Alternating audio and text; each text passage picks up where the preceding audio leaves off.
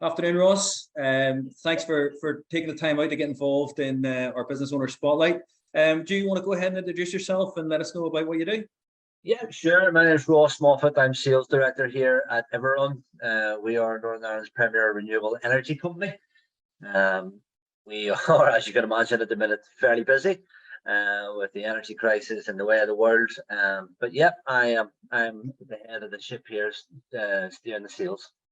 Brilliant. And so how long have you been involved with Everun then? I am just in around a year now. So this was a new industry to me. Prior to that, I was in the automotive industry for something that I would care to admit. But oddly, not too dissimilar in terms of speed and what people are looking for. Yeah, a lot of crossover there. And what about then? Who would be your ideal client, or who do you look to service with your products? Everun we're a bit of a unicorn in that regard. We have several different areas to our business. We're a generator of renewable energy in the first instance. Since 2010, we've been predominantly in the wind industry, of multiple single-site turbines across Ireland, and so we're generating renewable energy. More recently, we decided to diversify the portfolio, which is probably where I sort of step in and create an energy technology company. So we're looking at things that you would, normally associate, like solar panels and battery storage and EV chargers. But then we've got an enhancement to that where we have our own software company, which will go in and be able to look at energy management for business owners and high energy users.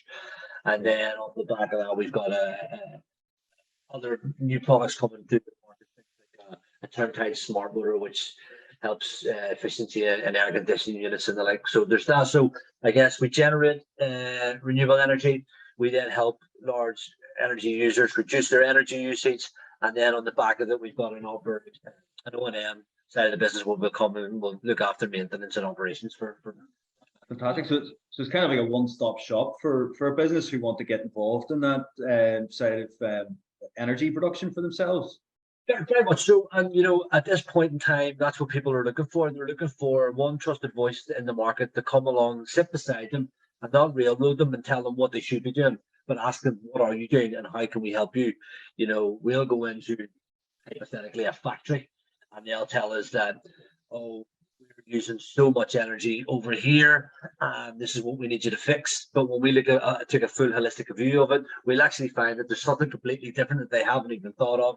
We'll still deal with the problem, but we'll give them all the information to allow them to make an informed choice. And then not only are we giving them the information, tools in the toolbox, the action for them as well. So you're right, from concept to delivery, we will look after everything. So it's like a total solution then for their energy needs. Exactly that. It's exactly that. And that's what's missing. We've been very blessed that we've been able to be doing this since 2010 and we've been in this sphere. We are the trusted voice in this market. So it's not that we've just come up, we've got a new harebrained idea that we think will work. We can prove it. It's not what you know, it's what you can prove. So we prove it with our data and our historics and our analytics, and we like to show our customer bank that, rather than acting on opinion, we will go and do what's called M&V, so monitoring and validation. We will show them what they're doing at the minute. We will show them that if they were to use some of our solutions, what that would look like, and we'll show them again the workings of it. So it's very good. It's interesting. And it will take you from customers who are factory owners to a customer who guides vessels through the REC so they don't run over interconnectors. You'll get it's quite a swing. It's basically anybody who needs energy, really. Yeah, and we all do, right? So that's the thing. What we're finding is that people are for a couple of reasons. Obviously, people are trying to strive and become 2030. The energy cost increase is a big factor as to when Spotlight swung back the way it has so suddenly. But people are becoming more conscientious as well. Like I know you have a young one at home. I have two, another one on the way. But I want my legacy to be for them. Genuinely, and the people that we're working with isn't. Oh yeah, that's another dot on the board. It's, well, how are we helping this company? Why are we helping these people? And my favorite example that I had the other day was one of the lads that works with us came in and he was telling me about his buddy's pizza place down in County Down. Uh-huh. The energy bills had increased by threefold, and he was really panicking. And I started thinking about that pizza place because there's one like just like that where I live. And on a Saturday night, my favorite thing to do is have family movie night and get a pizza place from this pizza place. If that didn't exist, what happens? Of course, Yeah. people go elsewhere, but it wouldn't be the same. And then you start thinking about, well, what about all the guys who supply the soft drinks and the ovens and the maintain the window cleaner who cleans that window? Yeah. It's knock on. So my job is, although it says sales director, my job is to show our team how to go out into the ether and help companies like this so that they are sustainable, so that they're around for the next 10 years. And then my legacy will be same. Brilliant. Yeah, no, it's I mean, as you say, it's a massive knock on. You don't really think about. So that's kind of the company, right? So what about you, right? New industry, 12 months in, running a fairly substantial team. What's been your biggest learning in the last 12 months?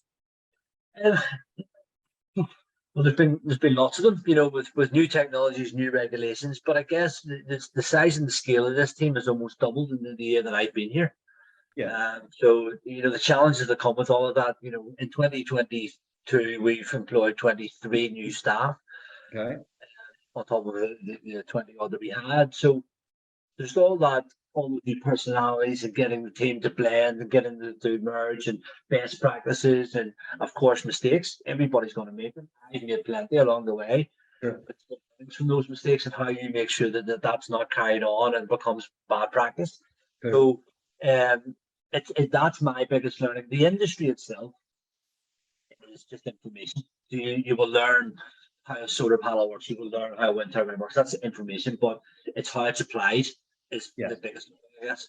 So what you're describing is like how to create and nurture the right culture then with the bigger team.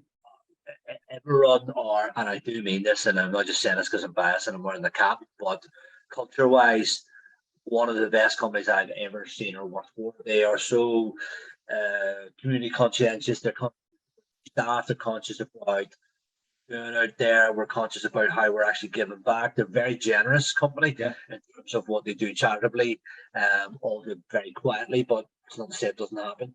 Look, and that's really where my next challenge will come as we go again and we go again, is that culture and that keeps us with our heartbeat. Yeah. We keep that as we grow, and that's going to be something it's a non-negotiable. We need to keep that right. What have you learned about yourself? Well, learned that I can operate in 3 hours sleep most nights, which is good. But yeah, babies do that for you as well. Yeah, so they train you well there. Yeah, absolutely. Joking aside, I've learned that the adaptability and the flexibility that I have, I didn't realize was there. From what I mean by that, I could come out of a management meeting straight into an inquiry, straight into a staff who is having major problems, straight into a customer needing help, and you have to be able to flick that switch and pin. What's the word I'm looking for? Put everything in a little box. Yeah. So we're trying to get that, and that's what I've had to learn is how I do that, how I'm most efficient and when I'm most efficient for that person across from me to that desk, and that I can't have a conversation with somebody across the desk while thinking about something else. I have to be present, be where my feet are, where I'm at, be there. And I've had to learn how to do that because as men, we like to try and we think we're multitasking, but we're actually doing switch tasking and nothing gets completed. So I've had to learn, be where my feet are, finish this bit, get this done, concentrate, move on to the next bit. Cool. And that's been a big lesson to serve you well. And what do you see as the biggest challenges then that are facing you moving forward, even in the next 12 months? So in my industry, it's a lot to do with the infrastructure of the existing NIE grid and the fact that we don't have a government sitting at the head of the table that are able to influence certain things. So that's our biggest challenge. But we never stand on ceremony. We don't make excuses. We have to think of a workaround, and we have done on multiple occasions. So obviously with green energy, you want to be able to put 1,000 turbines out there, but it's just not possible because of planning and infrastructure and blah blah blah. So what's the alternative? Well, we've multiple alternatives, and we'll sit with folks and walk them through it, and we'll show them the full menu, if you will, and allow them to select what they're comfortable with, but with safe in the knowledge that knowing that once that this bit is proven and they can look after it, they can all here and here and here until they've got the full solution. So it's just from talking to you there, it sounds like you've got a bigger, longer strategy in place, and you're just trying to figure out the detail on the workaround to work towards that each quarter and each year. Exactly that. So when we're showing solutions to our clients, we show them everything. I say, we show them the full menu. We say, look, there's the full menu, but obviously everybody's not going to take all that, and people will want to come in, and somebody might want a starter, and somebody might want a main, and somebody might just want a dessert, but that's okay, because ultimately they're coming in to sit down and look at everything. So we'll be able to take them and say, right, if you do that, this is the ramifications. Here's what you're going to see. However, if you were to choose to do this, this would be this. You would save X amount, which will end up paying for the bit that you actually wanted. Yeah. So then they go, right, okay. So they're getting the solution, but they're getting a more tailored, I don't like to say better solution, but they're getting a more thought out, fulfilled solution. Yeah. And is it a wee bit of a journey for your clients then? Like you say, like come in and get your starter, and then in time we'll get your main and your dessert.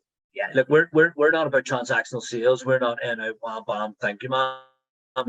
There's plenty of others for that.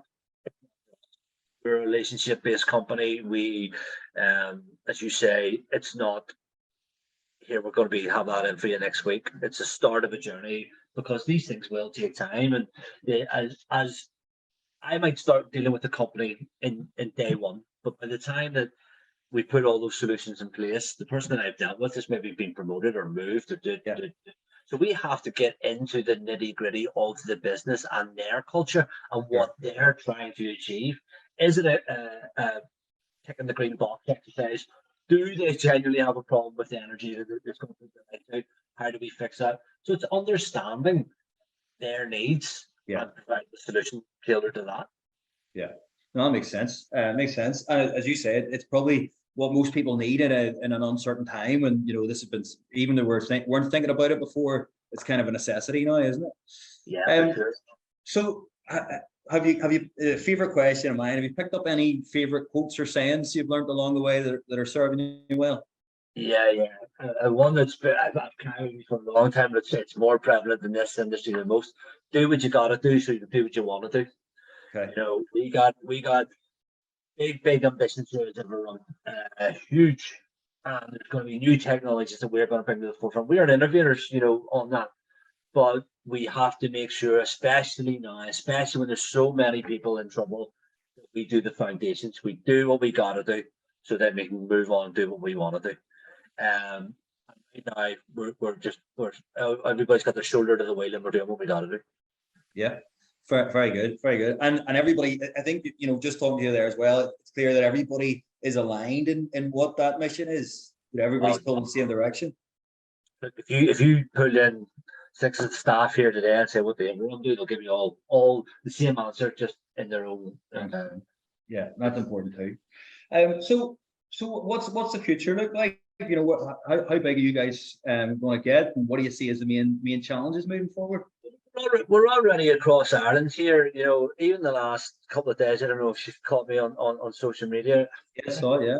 Galway, Leeds, Birmingham, London, here, there, and everywhere. So we, UK and Ireland is where we're trying to get a real big foothold in, because it's on our doorstep. This is where we're at. You might as well there.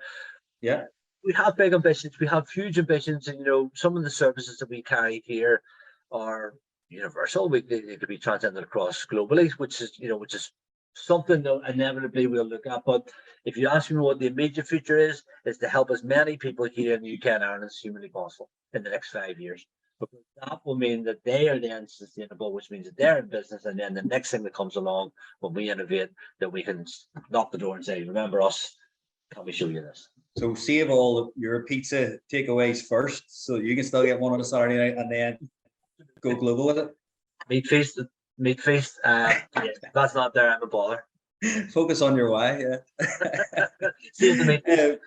So listen, that just to finish up then, last question. If you went back to the start of your journey, and appreciate it's only the last 12 months or so, but went back to the start, is there anything you would have done differently? Yeah, 100%. There are certain elements that we brought to the business, and hindsight's 2020. I probably would have reversed the order of what I brought into the business in terms of staff. Yeah. One area of the business accelerated past another side, and we had to make sure that we were operationally ready on the other. Had I have had that the other way around, it would have been even busier. Right. I can't even say that out loud what that looks like, even busier. But yeah, so in hindsight, I would have switched the order of the way I brought certain. So does that mean like get the capacity before you get the sales? Sort of an idea. Was that the? You know that it's a chicken and egg thing. It Yeah, is yeah. a little bit, and it's not. Yeah, you're right. I would have had even more resource weighted there, and then drove the sales on the other end, because the sales were coming in. The guys that I have in my team are excellent, brilliant at building rapport and relationships, and those relationships that they've had in the past have carried over the year. So seriously, they're having multiple conversations across the UK and Ireland, and you're thinking, "Cool, right? Were we quite ready for that?" And Yeah. now we've come. You got caught up. Listen, well, look, Ross, I really appreciate you coming on and sharing that with us. Some brilliant insights there, and can't wait to share for everybody to see. But exciting times ahead for you guys, and big growth plans. So wish you well with it. Yeah, thank you very much for having me. Enjoyed that. Thank you very much. Thanks.